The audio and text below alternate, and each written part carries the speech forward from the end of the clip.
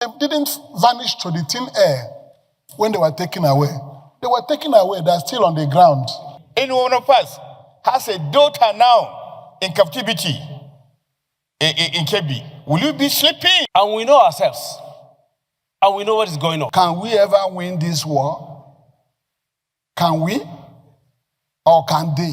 One by one, senators rose in anger, frustration, and disbelief. Senator Aminu Tambuwal, Senator Ahmad Lawan, Senator Francis Fadahunsi, Senator Victor Umeh, Senator Adams Oshiomhole, Senator Abdul Ningi, and Senator Asuquo Ekpenyong all questioned how, despite billions allocated to Ministry of Defense, schools remain exposed and children remain easy targets. We must emphasize the issues of religion and ethnicity while dealing with matters of insecurity.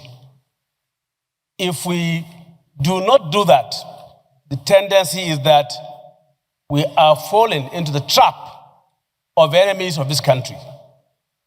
And we know ourselves, and we know what is going on. I therefore charge every Nigerian to come together, bond together, and make sure that we move side by side in facing and confronting all of these challenges facing this country. This administration is making a lot of investment in the security sector.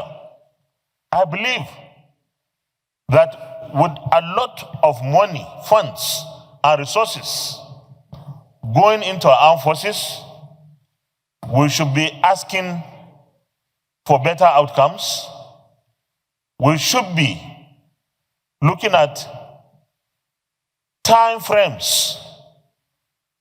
It shouldn't be an endless war against the insurgents.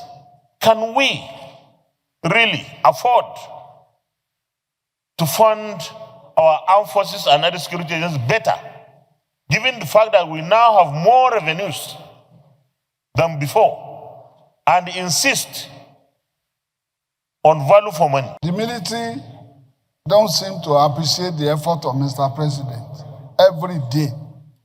He cannot go and fight on his own. Last week, the Brigadier General was murdered in ambush and murdered in Borno. That brigade commander, Mr. President, we have to ask the military and the security agents a question. Can we ever win this war? Can we? Or can they? We have the support, we give them the support they need. Let us ask them whether they can win this war. They were kidnapped yesterday or thereabouts. They didn't vanish to the thin air when they were taken away. They were taken away, they're still on the ground, being moved about. So I believe that the security agencies should deploy technology.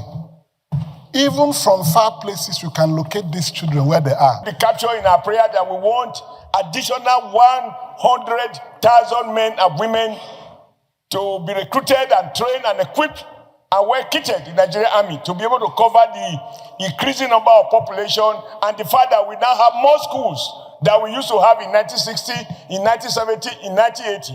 Every year, our population is growing at 3%, and therefore our armed forces numbers should increase in addition to the deployment of appropriate tracking technology. It took the parliament like ours to come up and tell this government whether we can appease these terrorists or that we can go after these terrorists.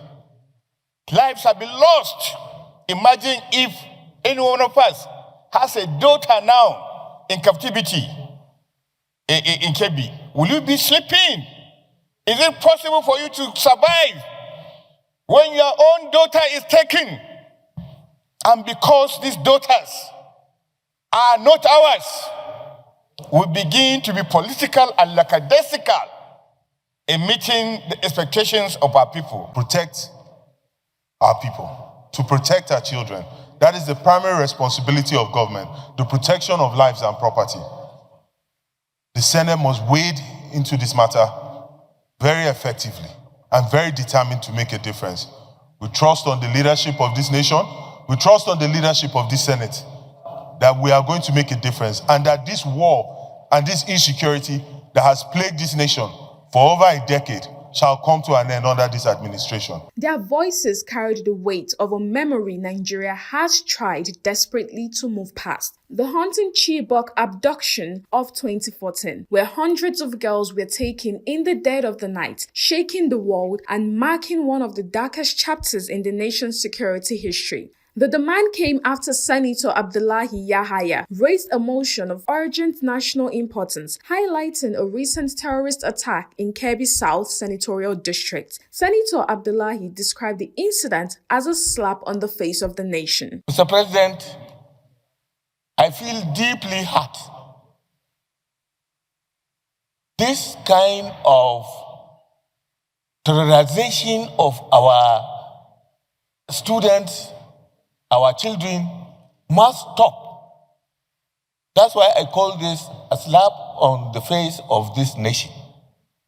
We cannot just allow this kind of situation to continue like that. Today, the Senate warned that history is threatening to repeat itself. Senate President Godswill Akpabio issued a grave warning. He called the resurgence of school kidnappings alarming and unacceptable, noting the eerie similarities to the Chibok tragedy, which unfolded just months before the 2015 elections. Akpabio stressed that these renewed attacks are happening at a time when the international community is watching Nigeria's security posture closely and when public confidence is already dangerously low. Sympathize with the agony.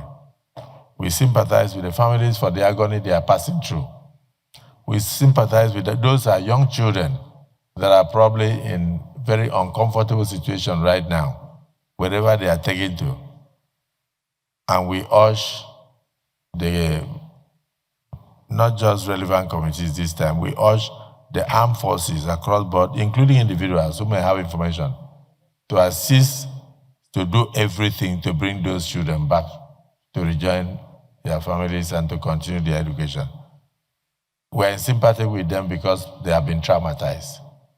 And may we now rise to observe a 1 minute silence in honor of the vice principal, the heroic vice principal, who in the attempt to stop any harm coming upon those children was dastardly killed, as the Senate has already condemned such. In a solemn moment, the Senate observed a minute of silence to honor the school's vice principal who died while trying to protect her students from the assailants, a final act of courage that underscored the tragedy's depth. With tension in the chamber and fear rising across the country, lawmakers emphasized that strengthening Nigeria's armed forces is no longer optional. It is a national emergency. If Nigeria does not act now, another Chibok-style catastrophe may be lurking in the shadows.